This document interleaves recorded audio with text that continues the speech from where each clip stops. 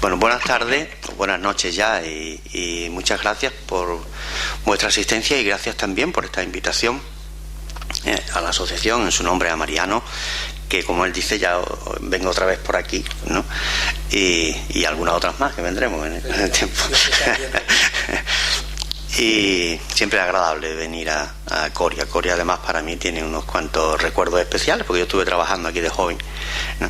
Y recuerdo precisamente, no sé si alguna vez lo conté, algo que a mí me estremecía. Yo estaba trabajando de chaval, tenía 16 o 17 años, ahí en una fábrica que había en el Batán, a la entrada, una fábrica de muebles estaba ahí.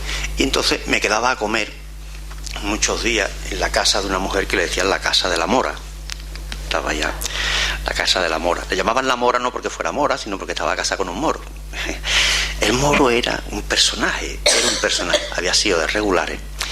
Y yo recuerdo perfectamente los casicólicos que yo tenía en la comida en aquella casa cuando el hombre se ponía a hablar. A mí me ponía enfermo el hombre porque tenía un especial interés en describir lo valiente que él era y cómo acuchillaba a la gente y cómo utilizaba a los otros. Y cuando se ponía, que se le salía la baba por los besos, a hablar de esos crímenes que estaba describiendo, yo me ponía enfermo, ¿no?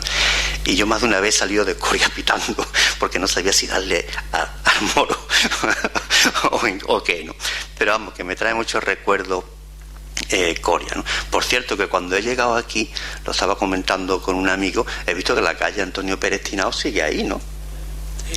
Sigue ahí. Yo no sé ese hombre qué hace ahí. Yo no lo sé. Habrá que preguntárselo al ayuntamiento. No sé dónde están los méritos de Pérez Tinao, que por cierto no se llamaba Pérez Tinao, se llamaba Antonio Pérez Fernández, no Tinao. Eso de Tinao fue un invento muy cursi que se llevaba entonces, sobre todo entre los militares, que no podían llamarse Pérez, Fernández, García, Gómez, porque eso era del pueblo llano y vulgo, ¿no?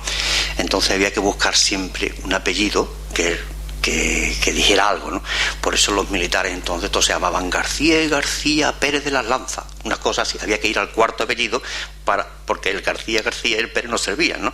O González, Gómez, no sé qué, pues que igual, Antonio Pérez Fernández y de Tinao. Y luego le quitaron el padre, le quitó el Fernández y le puso Tinao. Juan José Pérez fue el que le puso el Tinao, que por cierto fue el que fue a Sevilla a buscar a la guardia de asalto que ocupó Lora del Río. Fue el señor Pérez con su hijo, fue también. Su hijo estaba aquí de vacaciones, era alférez, no había salido todavía alférez, estaba en la academia, estaba aquí de vacaciones. Pues cuando se dice que el teniente Pérez Tinao, el teniente no era ni teniente ni era Pérez Tinao, ni él ocupó Coria.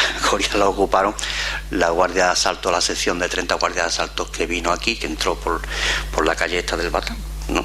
Y por el río para confluir en el ayuntamiento, y salieron entonces la Guardia Civil, que se había estado acuartelada, ¿no?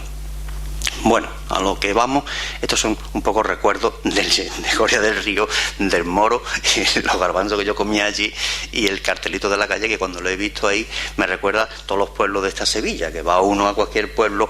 El otro día en el castillo allí, don Aurelio Valencia, le han puesto una placa allí. Digo, aquí nadie sabe quién fue este hombre, nadie sabe que fue el primer alcalde fascista puro donde los haya, y sin embargo en el pueblo dice que fue muy buen médico, qué buen médico era don Aurelio. Pues don Aurelio sería muy buen médico. Mi abuela decía, qué pena que haya que matar a tanta buena gente, decía mi abuela.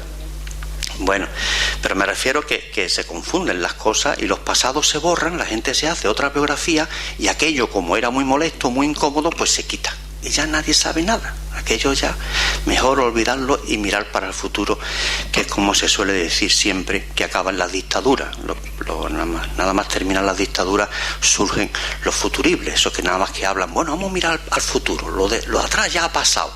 Eso siempre los que han llevado a cabo las dictaduras lo dicen siempre, porque en ellos les va la vida, en ellos les va que se consiga olvidar todo. Este libro es un libro que, como decía Paqui, es un proyecto para intentar elaborar, aproximarse, diría yo, a lo que sería el censo de las víctimas de la provincia de Sevilla. ¿Por qué? Pues porque hay numerosos trabajos parciales por muchos sitios. Hay pueblos que han hecho alguna investigación, otros que no lo han hecho ni la van a hacer, otras que estaban en curso. Hay información muy desperdigada y se trataba de hacer como una reelaboración de todo, y con la información que a su vez se tenía, pues intentar sacarlo, ese censo, de una vez. Lógicamente, un libro así es siempre un libro vivo, un libro que está en continuo movimiento, porque nunca se van a tener los datos absolutos, va a ser muy difícil, ahora explicaremos por qué, y también porque siempre se van a producir errores. Y los errores no suelen ser siempre que vienen de las propias fuentes, porque en la fuente está el error. Tú haces, en definitiva, vas trasladando datos de alguna fuente. Pero si en aquella fuente pone que se llamaba Juan Pérez Gómez, pues tú pones Juan Pérez Gómez. Eso no se corrige, salvo cuando llega un familiar y se dice, oye, que no era Juan Pérez Gómez, era Juan Pérez González, y entonces lo anotas para modificarlo.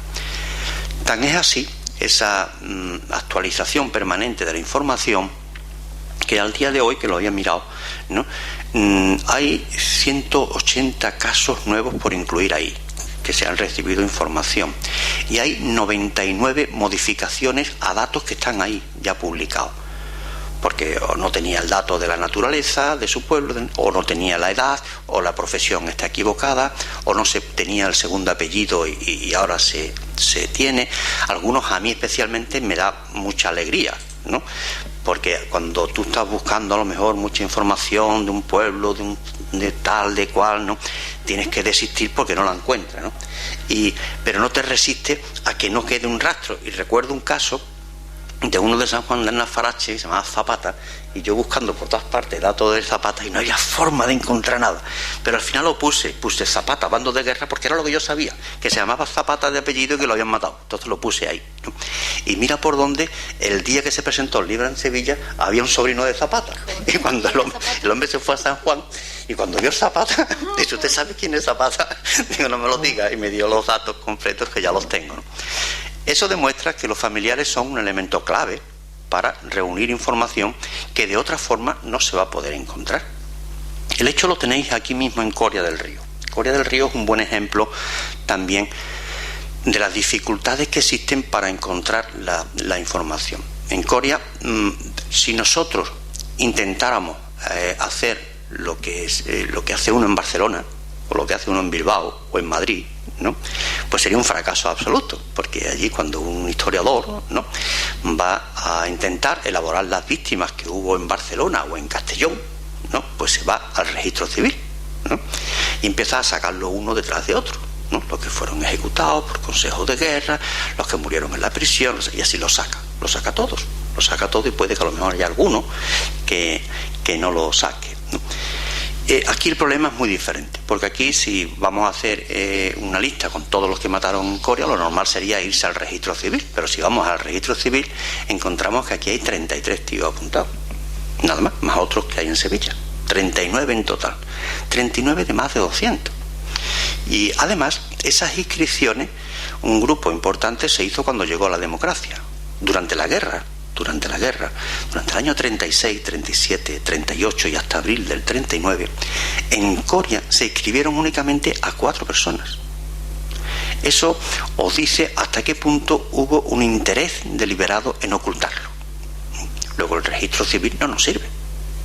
Y a veces incluso no nos da pistas. Por ejemplo, también recuerdo que ahora, mañana sabré, el lunes sabré un dato de otro de Coria, de un tal, se llamaba Juan Gutiérrez Guerrero, y este hombre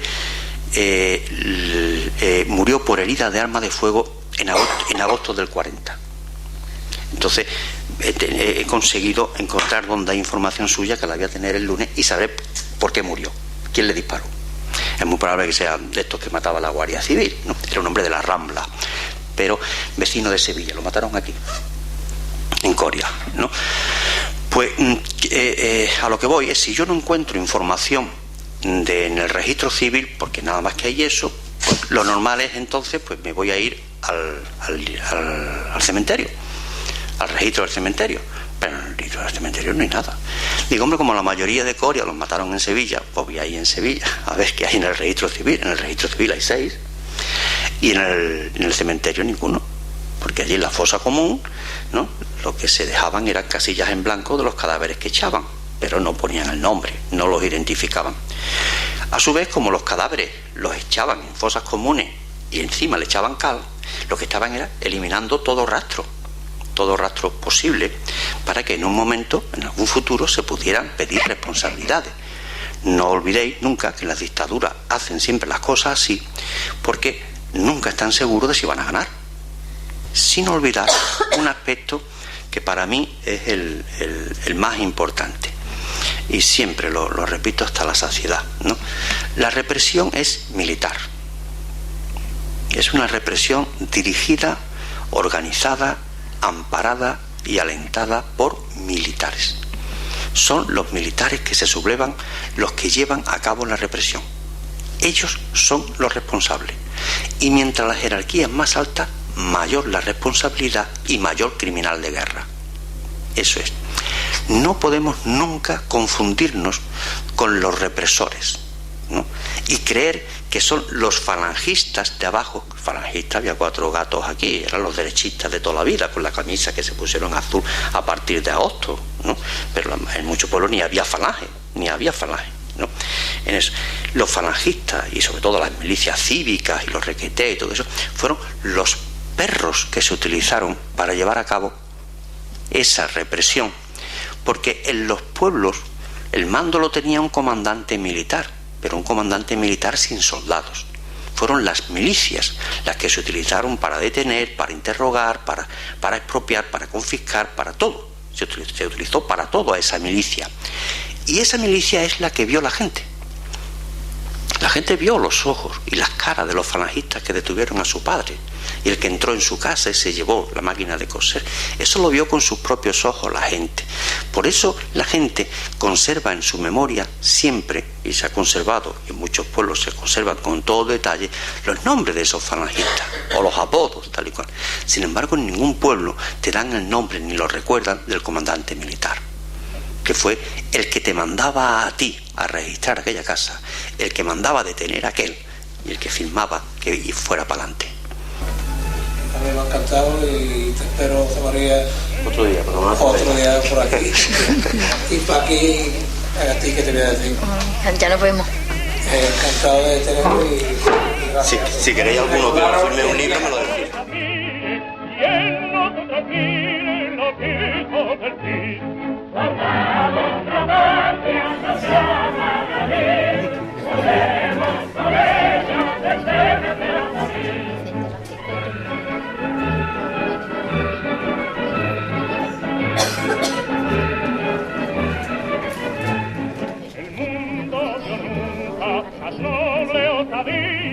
Vivió nunca un día más grande el valor que aquel que inflamados nos vimos del fuego excitara a riesgo de patria el amor.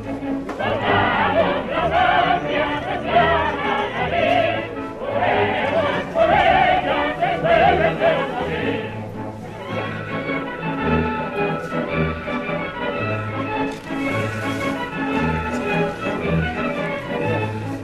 Trompa guerrera, sucesos al viento, horror al sediento, y arruja el cañón, y amor del pañudo